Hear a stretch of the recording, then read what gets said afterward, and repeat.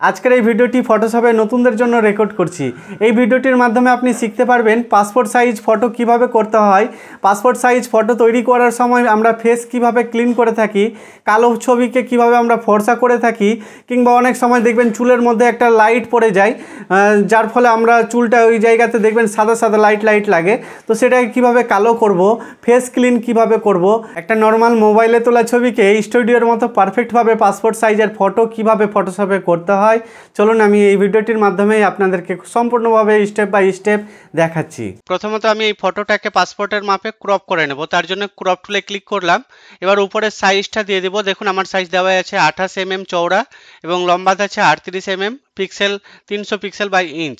এবার ফটোটাকে এইভাবে ক্রপ করে নেব। দেখতে পাচ্ছেন কিভাবে ক্রপ করে টানলাম। এটা ঠিকঠাক করে একটু অ্যাডজাস্ট করে নেব যাতে ফেসটা মিডিলে থাকে। ব্যাস, আমার যখন ক্রপটা হয়ে গেল এন্টার প্রেস করব। তাহলে দেখুন আমাদের ছবিটা হয়ে গেছে। এবার আমি ইমেজ মেনুতে ক্লিক করে অ্যাডজাস্টমেন্ট, তারপর কার্ভে ক্লিক করলাম। কার্ভে ক্লিক করার পরে মিডিল ধরে দাগটা ধরে একটু ব্রাইটনেস করে নেব। দেখুন একটু লাইটটা বাড়বে, হালকা পরিমাণ করব, তারপর ওকে করে দিলাম। এবার আমি এই ফেসটাকে ক্লিন করে নেব। তো ফেসটা ক্লিন করার জন্য দেখুন কিভাবে কাজ করছি। এই লেয়ারের মধ্যে অ্যাডজাস্টমেন্ট লেয়ারে ক্লিক করে সলিড কালারে ক্লিক করলাম। তারপর এখান থেকে আমি একটা ক্রিমি কালার নিয়ে নেব। ধরুন আমি এই ধরনের কালারে ক্লিক করলাম, যেটা আমাদের ফেসে আর কি থাকে, এই ধরনের একটা কালার নেব। কালার নেওয়ার পর ওকে করে দেব। তারপরে এই লেয়ারের মধ্যে দেখুন লেয়ার মার্কস থাম্বনেল, এটাতে ক্লিক করব। তো কন্ট্রোল চেপে রেখে আই প্রেস করে দেবো, মানে ইনভার্স করে দেবো। এবার ব্রাশ টুলে ক্লিক করব, তারপরে একটা সফট ব্রাশ এখান থেকে নিয়ে নিচ্ছি। দেখুন সফট ব্রাশ নিলাম। এবার লেয়ারের যে ব্লেন্ডিং মুড আছে, এই ব্লেন্ডিং মুডটাকে দেখুন নর্মাল হয়ে আছে, এটাকে করব সফট লাইট। তারপর ফটোটাকে একটু জুম করে নেব, কন্ট্রোল দেবে প্লাস চিহ্ন প্রেস করব, জুম হয়ে গেল দেখুন। এবার আমি ফেসের মধ্যে এটাকে ক্লিয়ার করে নিচ্ছি। দেখুন আমাদের ফেসটা ক্লিয়ার হয়ে যাচ্ছে।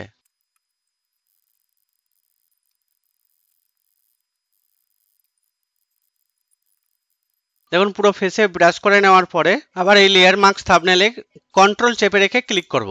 কন্ট্রোল চেপে রেখে ক্লিক করলে দেখুন এটা সিলেকশন হয়ে গেছে। এবার এই অ্যাডজাস্টমেন্ট লেয়ারে ক্লিক করব। অ্যাডজাস্টমেন্ট লেয়ারে ক্লিক করার পর সিলেক্টিভ কালারে ক্লিক করব। সিলেক্টিভ কালারে ক্লিক করার পরে এখান থেকে আমরা কালারটা দেখুন রেড হয়ে আছে। এবার ব্ল্যাকটাকে একটু কমিয়ে নেব এভাবে। দেখুন ব্ল্যাকটাকে কমালাম। তারপরে ইয়েলো নেব, ইয়েলো করব। ইয়েলোটাকেও আমি ব্ল্যাকটাকে এইভাবে কমিয়ে নেব। দেখুন হালকা করে কমে গেল। আর ব্ল্যাক নেব, এবার ব্ল্যাকটাকে একটু বাড়িয়ে নেব, দিয়ে এটা ক্লোজ করে দিলাম। তারপর আবার কন্ট্রোল চেপে রেখে এই লেয়ার মার্কস থাম্বনেলে ক্লিক করলাম। উপরের দেখুন আবার সিলেকশন হয়ে গেছে। আবার অ্যাডজাস্টমেন্ট লেয়ারে ক্লিক করার পরে লেবেলে ক্লিক করে দেব। লেবেলে ক্লিক করার পরে এখান থেকে লেবেলটা দেখুন এখান থেকে একটু বাম দিকে সরাবো। এই যে যেখান থেকে দেখতে পাচ্ছেন এই কালারটা, কালো কালারটা উপরে উঠেছে, দেখুন এটা করব। আর ডান দিককার এই বাম দিককার নোটটাকেও এই সাইডে একটু নিয়ে চলে আসবো। তারপর ক্লোজ করে দিলাম।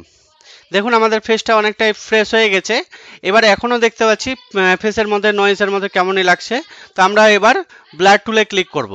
ব্লার টুলে ক্লিক করার পর এখান থেকে স্ট্রেংথ রাখছি আমি মোটামুটি 30% মতো রাখছি। এবার দেখুন দেখুন আমি ব্লার করে নিচ্ছি, দেখতে পরিষ্কার লাগবে, জিনিসটা ঠিকঠাক হয়ে যাবে। কত সুন্দর দেখুন এই জিনিসগুলো মরে যাচ্ছে, তো খুব সুন্দর লাগবে, ছবিটা ক্লিন হয়ে যাবে। দেখতে পাচ্ছেন হালকা করে চালাবেন, একই জায়গায় ডবল ডবল চালাবেন না। প্রয়োজনে সার্কেলটা বড় করবেন, ছোট করবেন। এই দেখুন কাজটা এইভাবে একটু খেটে করবেন, দেখতে ভালো লাগবে কাজটা। এই দেখুন আমি এই কাজটা করে নিলাম, এটা ফিনিশিং হয়ে গেছে, দেখতে পাচ্ছেন। এই দেখুন আমার এই কাজটা ফিনিশিং হয়ে গেছে। একটু নিচের দিকেও করে নিচ্ছি, নিচের দিকে দেখুন আমি করে নিচ্ছি কাজটা। এবার আমরা একটু কাজ করব, যেমন চোখটা এই জায়গাটা আমাদের কেমন হয়ে আছে দেখতে পাচ্ছেন। তো এটাকে একটু কালারটা ডিপ করব। তার জন্য এখানে আমরা বার্ন টুলে ক্লিক করব। বার্ন টুলে ক্লিক করার পরে এই সার্কেলটাকে ছোট করছি, এখানে দেখুন এইভাবে ক্লিক করে টানছি, একটু ডিপ হয়ে গেল। এই ভ্রুটাকেও করে নিচ্ছি, হালকা একটু ডিপ করে নিলাম। এই চোখের মধ্যেও একটু দিয়ে দিচ্ছি, দেখুন এই দেখুন দুবার ক্লিক করে দিচ্ছি, তাহলে এটা ডিপ হয়ে গেল। আর যদি এটা করতে পারেন তাহলে আর একটু কাজ হবে, যদি এভাবে যদি কাজটা করতে পারেন। এই চোখে খুব সামান্য হালকা করে দিতে হবে।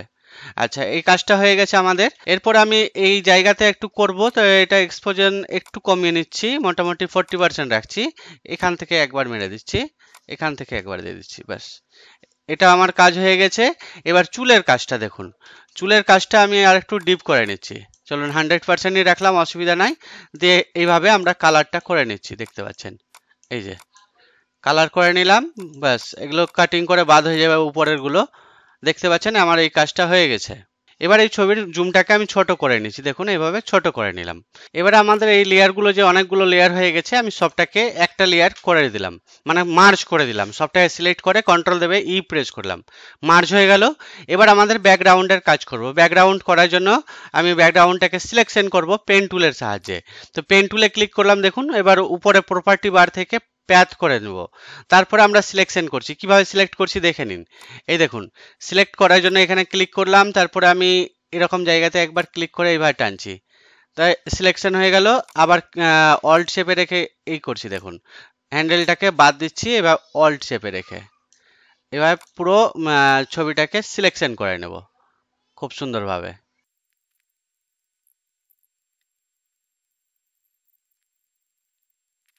পুরোটা যখন সিলেক্ট করা হয়ে গেল, এবার কন্ট্রোল চেপে রেখে এন্টার প্রেস করব। তাহলে কন্ট্রোল চেপে রেখে এন্টার প্রেস করা মাত্র দেখুন আমাদের সিলেকশনটা হয়ে গেছে।